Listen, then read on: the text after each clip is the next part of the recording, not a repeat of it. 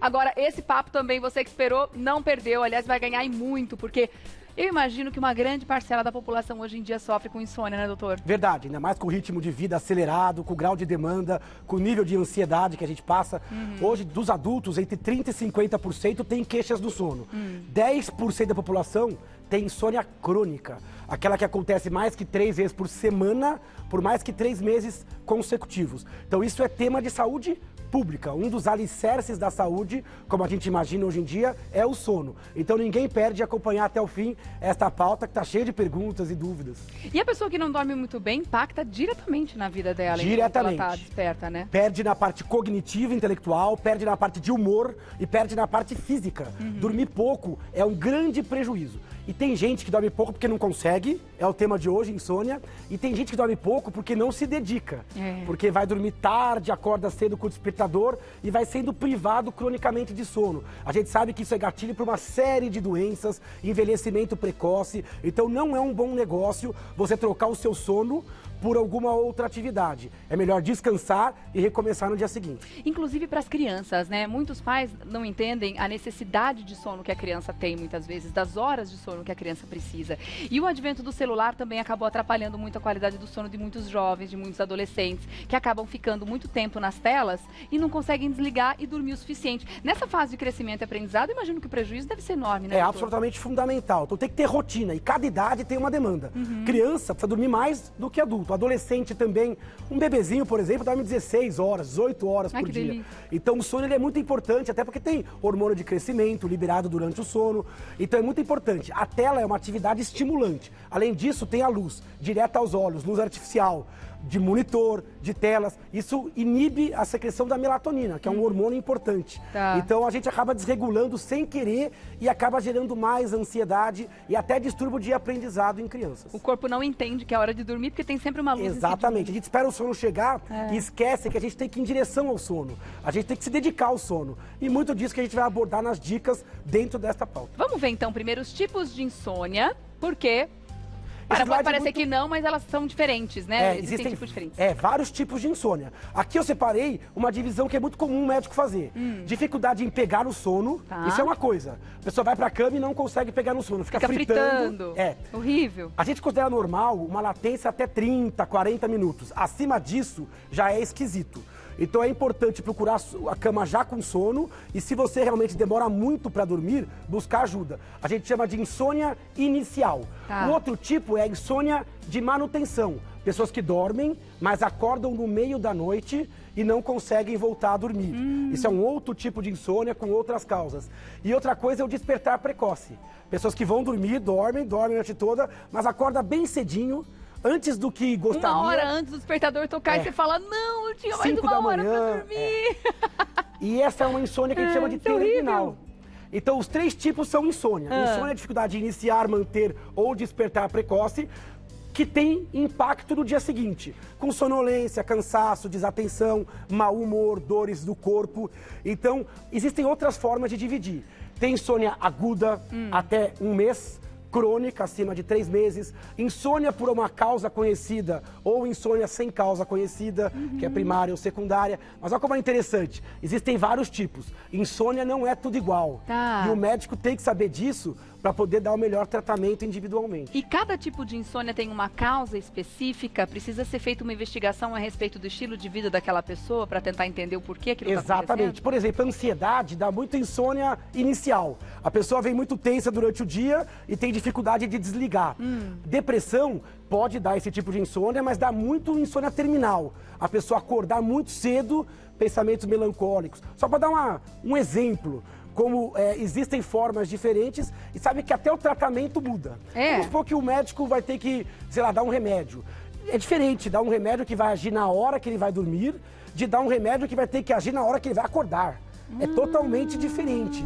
É diferente um remédio que vai ter que manter o sono de algum que vai ter que induzir o sono. Então olha como é importante o nome, insônia, e o sobrenome.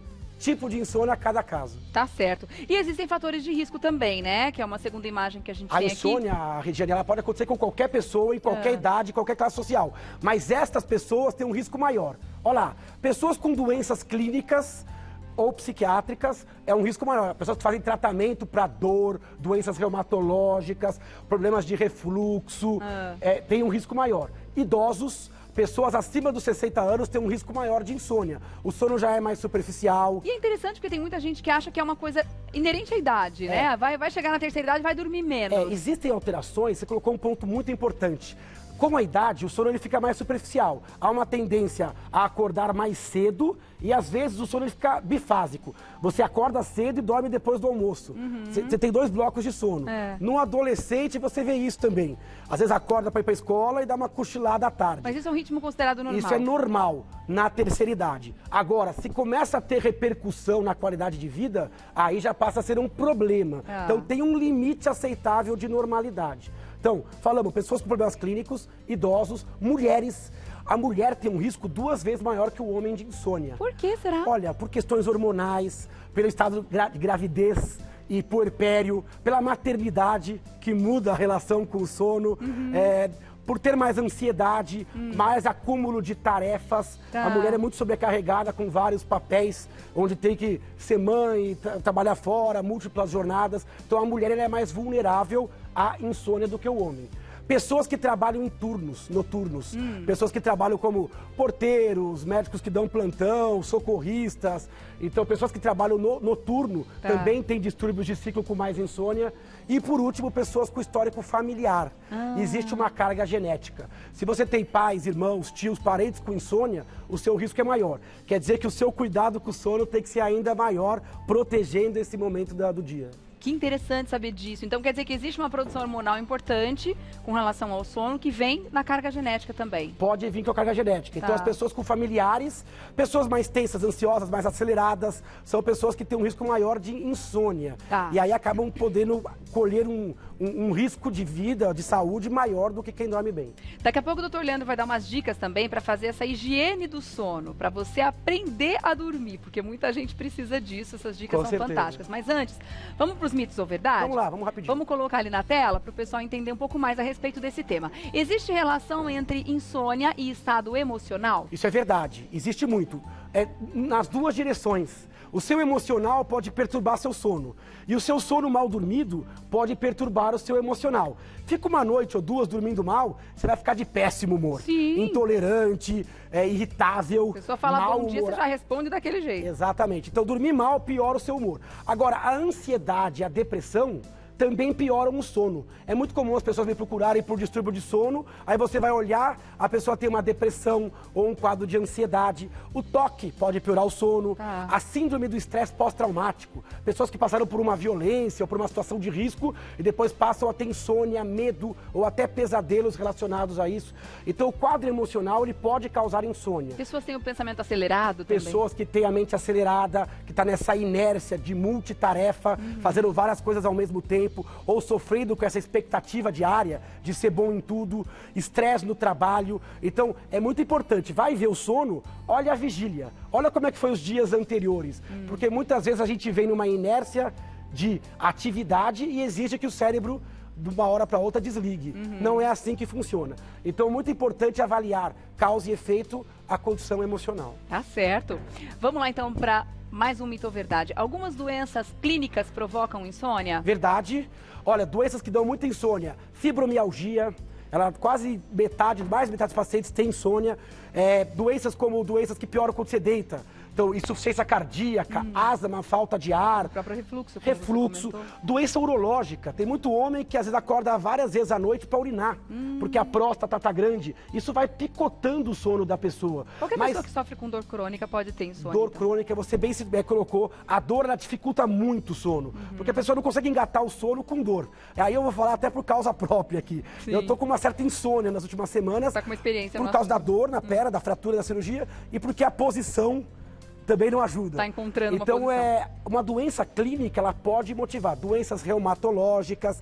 Olha, gravidez não é doença, mas é um estado peculiar que pode dar insônia. Menopausa, é muito comum pessoas na menopausa terem dificuldade de pegar no sono, por transpiração, por não encontrar a posição. Então, doenças clínicas são sim uma causa importante de sono e o médico vai ter que abordar isso para não tratar só o efeito. Claro. Ir atrás da causa e o paciente se livrar logo do tratamento. Até porque tratando a causa, vai tratando outras coisas também, né? Insônia é um dos problemas que muitas vezes essas questões clínicas estão trazendo para a pessoa. Às vezes é a ponta de um iceberg, é só um mecanismo de alerta, olha o sono. Mas na verdade é bom olhar a vigília e olhar o estado. Eu falei algumas causas, mas tem outras tantas. Olha, hipertireoidismo, muito comum, quando a tireoide está acima, ou até o hipotireoidismo, quando o medicamento está excessivo, consumo de substâncias, como álcool, nicotina, ou até outras drogas e medicamentos, tudo isso pode alterar o seu sono. Tá certo. Vamos dar uma olhada em mais um, então? Vamos.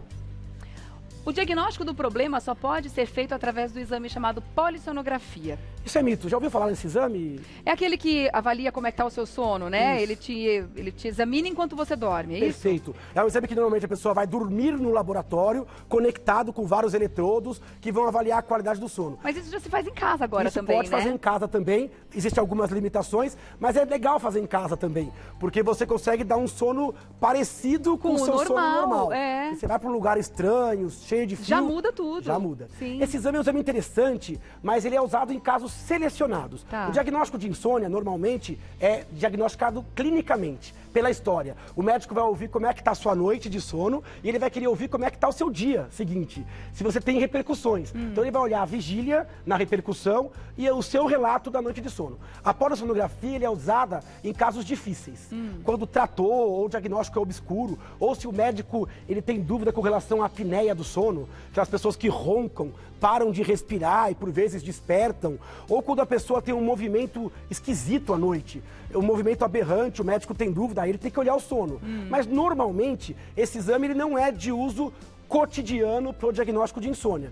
Até porque ele é um exame caro, que demanda a pessoa dormir lá, e segundo que tem um pouco de complicador, porque como ele avalia o sono numa noite isolada, ele não vai ser um bom parâmetro para avaliar pessoas que têm insônias ocasionais. Então, e ainda mais a pessoa fazendo fora de casa, né? Sim. Então pode até mais confundir do que ajudar. Em casos selecionados, ele é pedido. Então é muito mais interessante o histórico clínico, a anamnese, a conversa do que esse exame. Histórico clínico, consulta decente, estruturada, um médico com empatia, que te escute, que olha o sono e olha a vigília para fazer um bom diagnóstico. Tá certo. Vamos falar agora então sobre os hábitos importantes, né? Essa higiene do sono que é tão interessante a gente atentar, porque muitas vezes a gente tá fazendo tudo errado e quer ter um sono tranquilo, fica difícil, né, doutor? Um bom sono, ele é fruto de uma boa vigília e de um bom comprometimento. Como eu falei, você tem que ir atrás, se dirigir ao sono de qualidade. Principalmente se você tem genética para perder o sono. Porque tem pessoa que encosta e dorme em qualquer lugar. Mas quem tem tendência a perder o sono, é muito importante ouvir estes hábitos. O primeiro deles é a rotina, ou seja, a regularidade. O maior sincronizador do sono é a regularidade. Se você dormir e acordar... um ritmo. Dormir e acordar mais ou menos no mesmo horário ajuda o seu cérebro a se sincronizar. Mesmo no final de semana, em feriados, é importante que você tenha um hábito. Evite variar muito esse hábito, senão o seu cérebro ele perde um pouquinho desta regularização de sono. É uma referência, né? Referência. Então o sono é hábito. O segundo é o ambiente. O sono, ele demanda um ambiente acolhedor, de relaxamento, de poupar energia. Então, cuidar do seu colchão, travesseiro, controle de barulho. Hoje em dia, em grandes cidades, isso é um problema. Quem passou aí por regiões onde tem festa, pancadão, ou próprios bloquinhos, sabe quanto, ou perto de fábricas, ou empresas que não param. Tem gente que sofre com isso toda Então, às vezes, tem que investir com algo anti-ruído, ou com protetor auricular. Controle de temperatura, a gente tem estações que está muito frio ou está muito calor. Cuidar do ambiente de sono, diminuir a luz, barulho, tudo isso vai ajudar o seu corpo a se entregar com mais facilidade. Até a roupa que a gente usa muitas vezes pode influenciar. Aí você colocou bem. Quando você se sente confortável, a própria decoração do ambiente, né? Cores. Então, você tem que ter um ambiente que te acolhe, que te acalma, que te tranquiliza. O conforto físico, sem dúvida, vai levar um sono de melhor qualidade. E atividade física? Atividade física é importante. Atividade física regular melhora o sono, principalmente a aeróbica. Só que tem que tomar cuidado com o horário da atividade. Essa atividade muito próxima da hora de dormir, ela pode ter um efeito inverso em algumas pessoas. Então, se exercitar muito perto do sono, pode aquecer o corpo, pode levar mais adrenalina. Então, a gente predomina a atividade de manhã ou até o começo da noite. É importante, nesse caso, a pessoa se conhecer, porque tem gente que relata fazer atividade física e depois sentir já aquele relaxamento, Perfeito. já sente um soninho. Se conhecendo, autoconhecimento, porque algumas pessoas referem exatamente isso. Nossa, eu me exercito e fico bem pro sono. No fim da aula, outras eu me exercito e o sono... Mas, de modo geral, o sono melhora, a atividade física melhora o sono. Então é fundamental. Tá. Também controla o peso, diminui a ansiedade, ela age direta e indiretamente. Tá. Mas em cima do sono, a maioria das pessoas piora, mas existem exceções. A única atividade que melhora o sono em todo mundo, a partir de todo mundo, é a atividade sexual. A atividade sexual ela pode ser feita, mesmo em quem tem insônia, e ela costuma ter um efeito positivo no sono. Que também não deixa de ser uma atividade física. É uma atividade física, né? Aeróbica, muscular, e tem o benefício da noite bem dormida. Então essa tá liberada. Também relaxamento tá liberado. Com os cuidados que o Fefito já orientou no carnaval. Prescrição médica, inclusive. Encapando tá fazendo a lição de casa, né, lição doutor? de casa. Agora, a alimentação. Muita gente também erroneamente acaba comendo muito durante a noite, antes de dormir, né? Então, uma dieta leve, com uma dieta mais fácil de digestão. Então, você vai comer uma feijoada, uma coisa pesada, a digestão vai atrapalhar o seu sono. Pode te dar mais incômodo, mais refluxo. Outra coisa são alimentos estimulantes à noite. Alimentos com excesso de cafeína. Então, à noite, leve, se for usar um chá mais calmante, mais tranquilizante. Porque existem chás com cafeína. Erva doce, cidreira, melissa. Agora, chá preto, mate, café, principalmente para pessoas sensíveis. Tem pessoas que tomam um café e dormem, mas para quem tem uma sensibilidade é melhor segurar a cafeína por pelo menos 3 horas. Também enfatizo o álcool, que muita gente usa para induzir o sono, mas induz um sono de má qualidade, porque a pessoa tem o sono picado, superficial, ronca mais. Outra coisa é a nicotina. Quem fuma, a nicotina também atrapalha o sono. Então, cuidado com a alimentação, principalmente na sua rotina. É óbvio que, como as festas e as comemorações são à noite, às vezes vai dar uma escapada. Atividade de transição. Você sabe que uma coisa, posso até dar um testemunho aqui, uma coisa que me ajuda. Eu sempre durmo bem, graças a Deus, mas meditar antes de dormir tem sido fantástico. Isso é fundamental. Você se dirigir ao sono. Sair do dia corrido, agitado, com solução de problemas e não ir direto para o sono. Você faz alguma coisa no meio. Isso que é transição. Então, eu paro de trabalhar, começo a respirar mais lentamente, conscientemente, começo a relaxar minha musculatura, um banho, uma música mais tranquila, uma leitura fora dos meus problemas do dia a dia. O meu cérebro fora da tela também. Fora da tela, né? Porque a tela também, para quem tem muita sensibilidade de iluminação, também vai atrapalhar. Então, você ter essa atividade, uma conversa, um bate-papo, a gente às vezes esquece de conversar com as pessoas que estão ao nosso redor.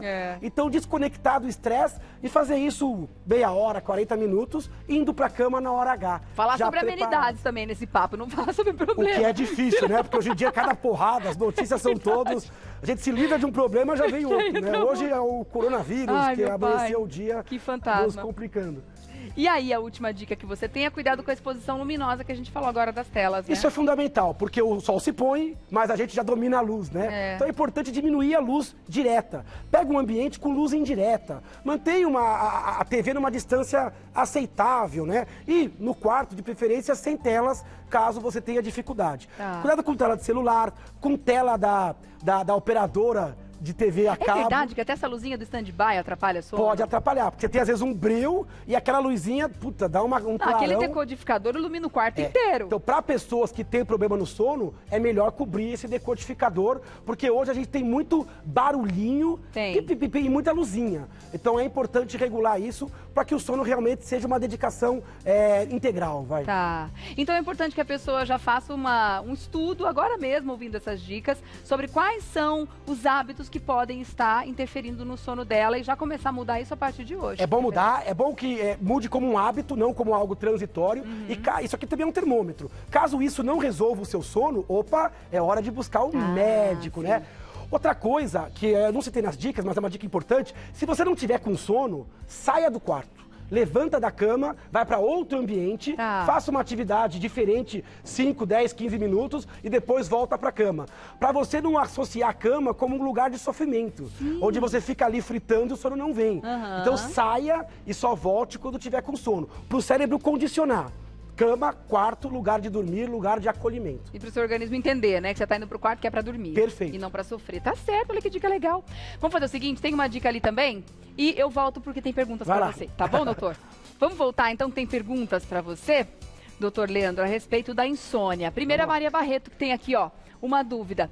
Toma um remédio para dormir há 10 meses, mas queria dar uma parada. Como é possível me livrar desse medicamento? Isso é uma pergunta importante. Sabe que hoje em dia muita gente toma remédio para dormir, né? E muita gente acaba começando o remédio com um médico e depois segue um uso, assim, às vezes um pouco indiscriminado, a longo prazo desse remédio. E não faz um acompanhamento ideal, né? Às vezes a pessoa tenta parar de forma espontânea e aí a insônia volta, ela volta ao remédio, né? Então é muito importante essa pergunta.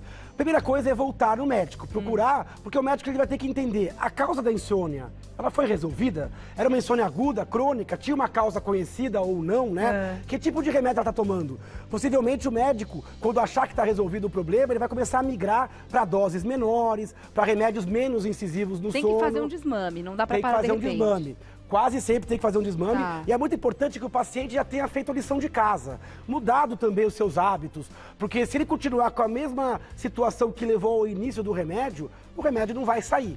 Então, cuidado com o uso, a automedicação, o uso indiscriminado, sem receita e segmento médico, e também com a interrupção abrupta, porque alguns desses remédios, não todos, podem levar um pouco de dependência. Então, o médico ele vai ter que ser cuidadoso.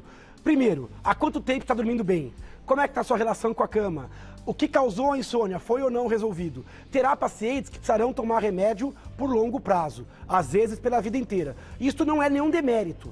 Tem doenças que tem que se tratar cronicamente. Mas na maioria dos casos, o médico vai tentar tirar o remédio, usar por um tempo menor possível, para que a pessoa volte a ter um hábito natural, sem o medicamento. Mas não faça sozinho. Busca, porque cada caso é um caso. E separar o joio do trigo é justa a função do médico. Porque pode ser que esse tempo não tenha sido suficiente, 10 meses. Mas sabe que de modo geral, a gente tenta resolver a causa e tratar o paciente em 3 a 6 meses, livrando o paciente do remédio. Quanto menos que às vezes a causa ela é uma causa crônica, ou a insônia também já é muito crônica. Aí o buraco é mais embaixo. Mas na insônia aguda, a ideia é tratar e o paciente voltar a dormir sem medicamento. Esta é sempre a ideia inicial do tratamento. Por isso a higiene do sono é tão importante, né, doutor? Muito importante.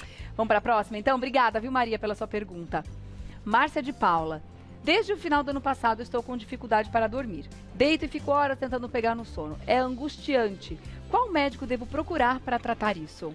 Tá queixando, parece que um tempo longo, né? Porque a gente já tá em fevereiro, quase março já, né? E ela fala, desde o ano passado. Opa, já passou aquelas 4 semanas. Porque perder uma noite aqui e ali, todo mundo perde. Passar 3, 5 dias no momento de maior estresse, dormindo mal, isso é normal. Agora, passou de 4 semanas, opa, já tá saindo da fase aguda, já tá começando a ficar crônico. Isso é complicado, porque a pessoa passa a ter medo de dormir, né? Sim, de ir pra cama com uma responsabilidade. A cama não é vista como aquele objeto maravilhoso da casa que fala, nossa, vou relaxar. Você olha pra cama e fala, nossa, vou sofrer. Então, a pessoa vai mudando. E ela começa a ter, às vezes, cochilo diurno ou tomar estimulante de dia. Ela começa a ter uma relação patológica com o sono. Então, é importante não deixar cronificar, buscar ajuda. Qualquer médico, ele pode abordar, porque é um sintoma tão comum, né? 30 a 50% da população. Então, o clínico geral, o próprio ginecologista pode abordar casos de baixa complexidade, o geriatra. Agora, se o quadro for mais complexo, aí é legal buscar um médico que estude sono. Um neurologista, se tiver uma causa de depressão, ansiedade, o psiquiatra. Então, tem alguns otorrinos que avaliam pacientes com sono por conta da apneia. Então, o especialista é importante para casos mais complexos. Os casos mais simples, qualquer médico pode resolver. É importante buscar ajuda e que o médico dê a atenção adequada para essa queixa também. Mas o tratamento pode ser multidisciplinar no caso, não né? Só pode, Inicialmente ela pode procurar um neurologista e ele entender que pode ser uma questão com a apneia, mandar para um otorrino, encaminhar inclusive para um outro especialista? Pode. É muito comum que você reconheça um problema e direcione. Agora, psicoterapia pode ajudar. Atividade física, então pode ver que não só vários médicos, mas outros não médicos também podem ajudar, o nutricionista, né? Tem terapia comportamental para o sono, então é interessante que cada caso é um caso. Mas eu acho que a porta de entrada do sintoma tem que ser o médico, para o diagnóstico diferencial. Ele vai olhar os seus hormônios, sua idade, seu contexto, seu histórico, para separar o tipo de insônia. E a partir dali ele pode te dar o segundo passo. Pode ser ele que resolva, pode ser que ele realmente te encaminhe para outra direção. Tá certo, então. Obrigada, Márcia, pela sua pergunta. Vamos ver a próxima? Célia Garcia. Remédios de uso contínuo podem atrapalhar o sono? Alguns remédios podem. Então a gente às vezes não pensa nisso, né? Mas o horário que você toma o remédio pode ter uma influência. Por exemplo, alguns remédios tiram sono. Remédios às vezes para concentração. Eles são remédios estimulantes, tem que tomar de manhã. Remédios para emagrecimento, eventualmente, podem agitar pessoas tomadas à noite. Alguns antidepressivos tiram o sono, então são preferencialmente dados de manhã. Outros antidepressivos dão sono, e aí a gente dá preferencialmente à noite. Existe uma crono de tempo, biologia dos remédios. Tá. Remédios estimulantes podem ser remédios para pressão, às vezes estimulam, alguns remédios para arritmia cardíaca. Então, na dúvida, leve a listinha completa para o seu médico, para ele ver se é o caso de mudar o horário do remédio. Então, tanto como substâncias da alimentação, o remédio também é uma substância que vem de fora e pode ter como efeito colateral a insônia ou o pesadelo. Tá certo. Tem mais pergunta para você, vamos ver? Eliana Rocha, é normal ter insônia dias antes da menstruação? É difícil essa pergunta, é normal? Não acho normal, mas é muito comum. Tem mulheres que têm um pré-menstrual muito sintomático, que na hora que cai o hormônio surge às vezes dores, cólicas, irritabilidade, ansiedade.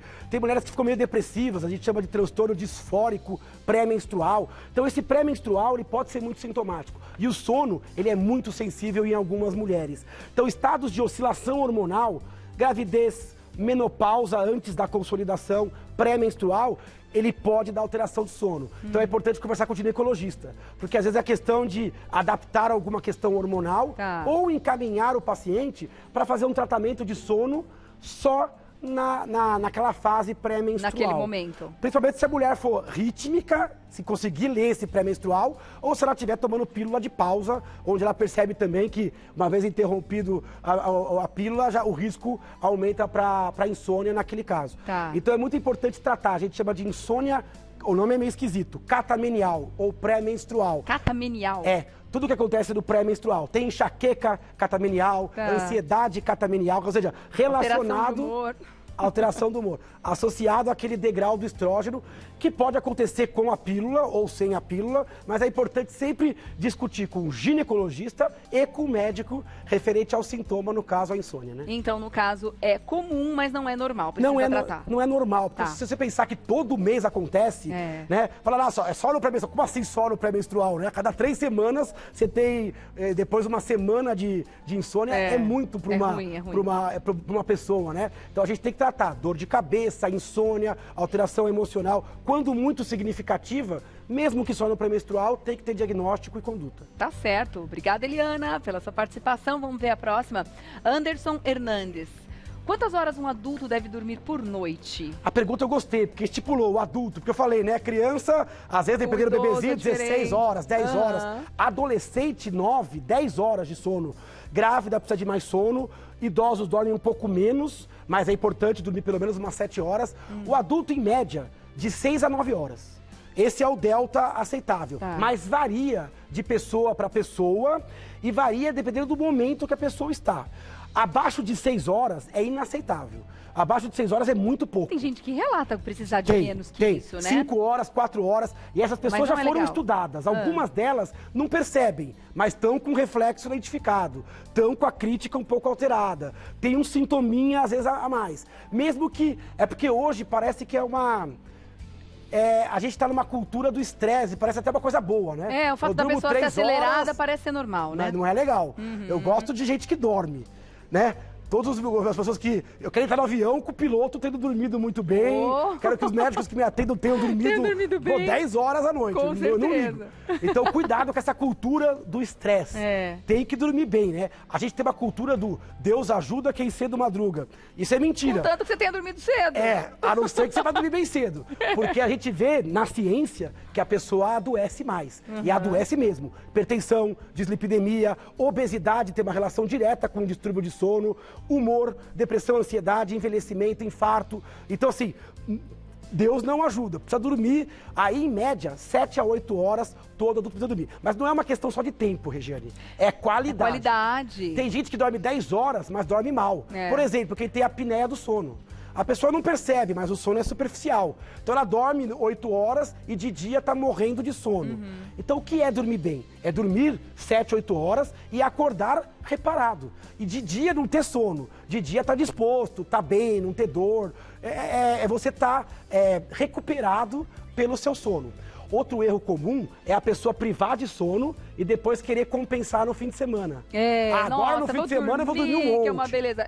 Isso não adianta, porque a Inês é morta. Você já pagou o preço metabólico pelas noites privadas. Sono não se recupera. Não. Você tem que recuperar nas primeiras 24, 48 horas. Então, se você vai ter uma festa, durma à tarde, acorde mais tarde, se programe. Mas privar-se de sono por um tempo para compensar nas férias ou no feriado, como agora, no nosso feriado de carnaval, isso não funciona. Até porque o seu cérebro não deixa.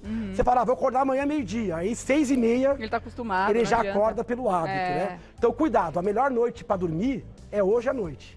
É essa noite, né? O problema é que as pessoas não estão dando a devida importância para o sono hoje em dia, porque a gente tem muita atividade, muita coisa para fazer, e não tem como a gente criar horas no dia. Então, o que a gente acaba fazendo muitas vezes? Tirando o tempo que a gente precisaria descansar, precisaria dormir, para realizar essas atividades extras, essa demanda que a nossa agenda muitas vezes pede, né? A sua colocação é perfeita. Você rouba o tempinho do sono, porque parece que com pouco sono eu me viro razoavelmente bem. Só que assim, esse roubo, ele cobra o seu preço. E ele cobra o seu preço da pior forma, que é em saúde. Então, dedique-se ao sono. 1/3 da sua vida você vai passar dormindo. Isso quer dizer o quê? 25 anos dormindo.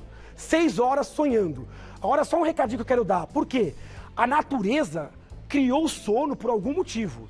Você imagina um mamífero como a gente ficar 8 horas de olho fechado, parado à mercê de ser pego por um predador.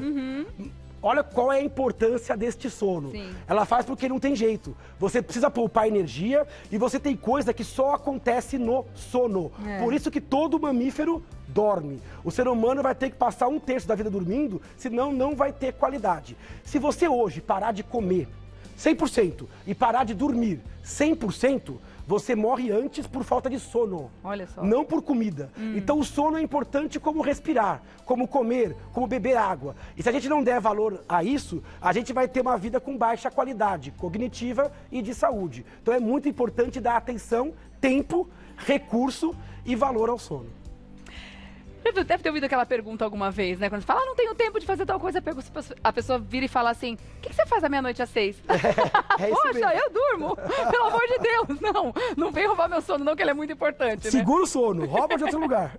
Agora, essa frase, Deus ajuda quem cedo madruga, deve ter sido inventada quando as pessoas realmente iam dormir com as galinhas, né? Quando se falava, né? Dorme com o galo, acorda com a galinha. Eram outros tempos, outras coisas. Com o galo. Ou quando você fala, tempo é dinheiro. Não. Você está esquecendo da saúde nessa matemática. Tempo é saúde, né? Tempo é saúde. Então é importante você aplicar o seu tempo corretamente e não tirar de si para dar para os outros. Então o seu sono é a sua obrigação. Exatamente. Obrigada mais uma Eu que vez por agradeço, esse é uma papo. honra estar aqui de novo. Continue Que muito bem alegria. na sua recuperação. É uma Obrigado. alegria te ver aqui, te ver muito bem, viu, doutor? Você querendo fazer contato com o Dr. Leandro Teles, é só você acessar o site leandroteles.com.br. Pode seguir no Instagram também, @neuroleandroteles. Muito obrigada. E tem os livros também, né, gente? Não posso deixar de falar. Já são 3, né? São 3 e agora com essa fase de molho já vai vir o quarto. Você aproveitou para escrever? Aproveitei. Sobre o quê? Hoje eu vou falar sobre os inimigos atuais do cérebro. Olha que legal. Na rotina hoje, quais são aonde a gente perde rendimento emocional e intelectual. Então cada capítulo é um inimigo da atualidade. Que bacana esse assunto. Vamos lançar, obviamente, aqui também na Gazeta. Não vou deixar de ler. Que legal. Eu vou no lançamento também. Obrigada, meu querido. Obrigado. Até a próxima, viu? E continue assim. A recuperação tá ótima. Obrigada.